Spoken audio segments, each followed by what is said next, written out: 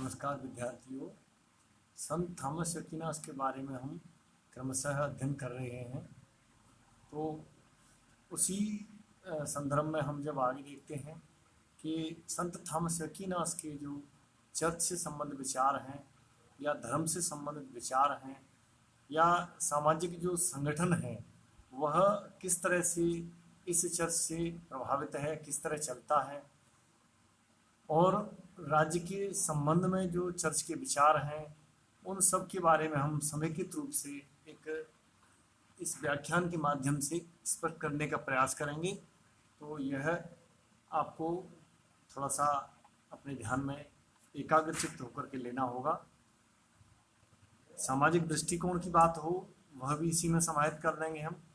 धर्म के बारे में या जैसे राज्य संचालन में सामाजिक संगठन किस तरह से प्रभावी रहता है। तो देखिए, एम बी फोस्टर ने अपनी पुस्तक मास्टर्स ऑफ पॉलिटिकल थॉट के प्रथम खंड में यह विचार स्पष्ट किया है कि एक्विनास के लिए चर्च सामाजिक संगठन का ताज है। राज्य चर्च से कुछ मामलों में उच्च है, लेकिन एक्विनास के अनुसार चर्च राज्य का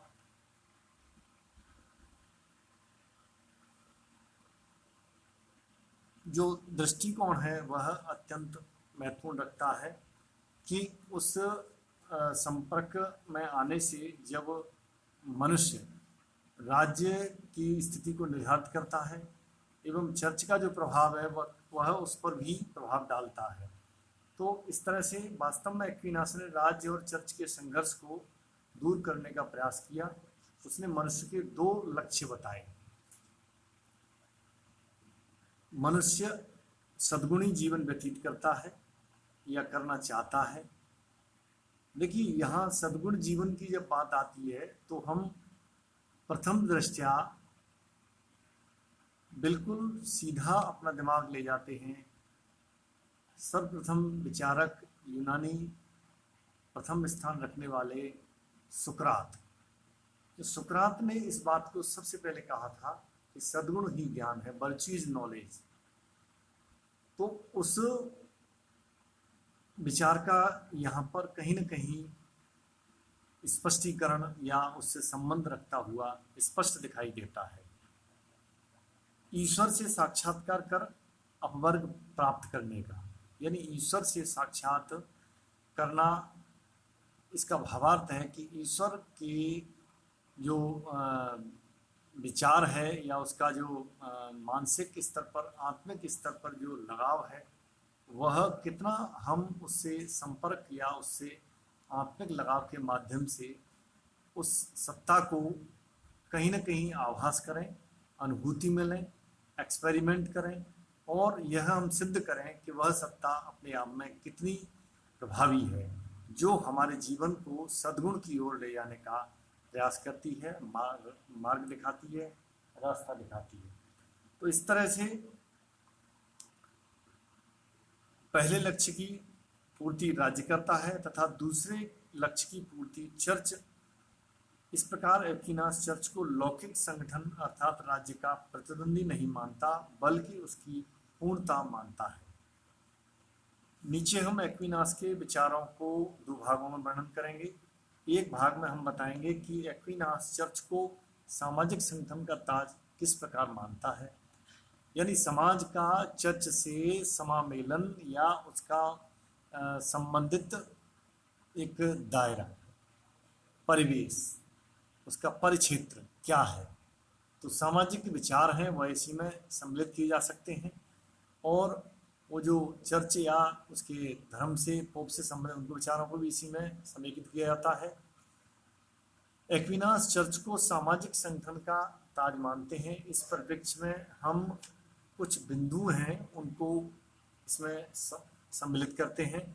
जैसे आत्मशुद्धि महत्वपूर्ण, जो अपना कंसेंस है, सोल है, उसको हम प्योर करें, उसको प्यूरिफाइड करें, उसको एटर्नल बनाएं, वो हमारे लिए बहुत ज़्यादा इम्पोर्टेंट मायने रखता है। एक्विनास मानव जीवन के दो लक्ष्यों में से मुक्ति प्राप्ति के लक्ष्य को महत्वपूर्ण मानता है। राज्य का कर्तव्य ऐसी परिस्थितियों को उत्पन्न करना है जिसमें रहकर मनुष्य सद्गुणी जीवन व्यतीत कर सके, लेकिन राज्य मुक्ति प्राप्त करने के कार्य को नहीं करता। सद्गुणी जीवन जीने के लिए तो अवसर दे सकता है, लेकिन मुक्त करने के लिए राज्य इसमें असमर्थ है। मनुष्य की आत्मा की शुद्धता की आवश्यकता है, यह कार्य चर्च का है। चर्च मनुष्य की आत्मा का नियंत्रण करता है और उसे संयम की शिक्षा देता है। इसलिए मोक्ष प्राप्ति में चर्च का योगदान राज्य की अपेक्षा अधिक है। इसलिए चर्च सामाजिक संगठन का ताज माना जाता है। फिर है पोप प्रभुसत्ता संपन्न।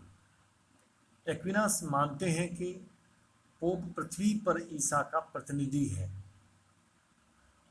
द रिप्रेजेंटेटिव ऑफ ईसा, और संत पीटर का उत्तराधिकारी है। संत पीटर का रेस्पॉन्सिबल या उसका उत्तराधिकारी है। एवं चर्च ईसा का मूर्त भौतिक शरीर है, अतः शासक को पोप के प्रति भक्ति रखनी चाहिए। एक्विनास पोप को प्रभुसत्ता संपन्न मानता है। अब इसमें फिर है कि पोप के संरक्षण में आध्यात्मिक हित की प्राप्ति।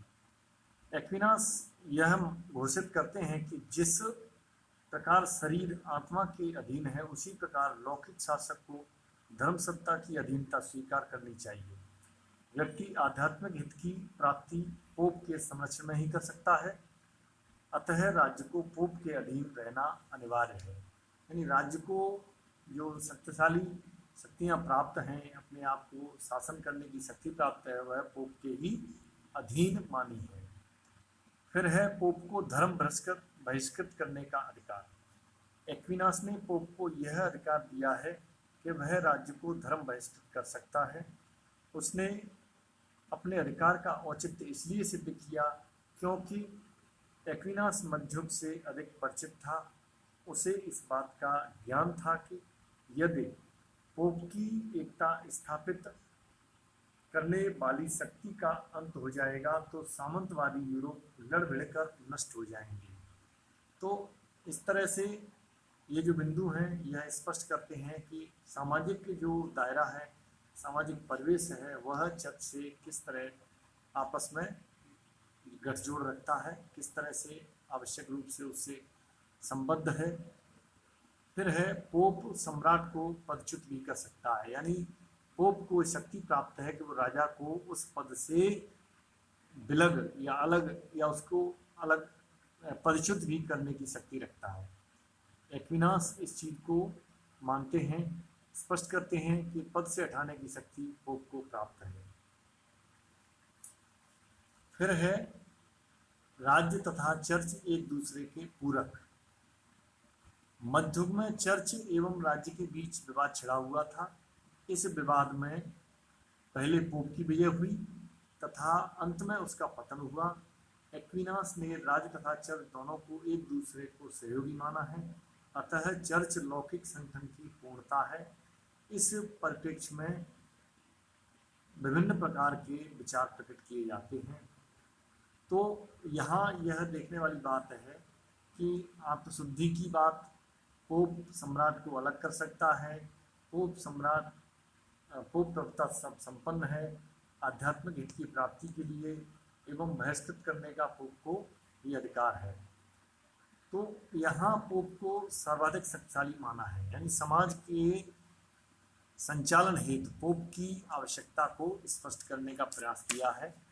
तो इस तरह से यहाँ पर इन बिंदुओं के माध्यम से हम स्पष्ट कर सकते हैं।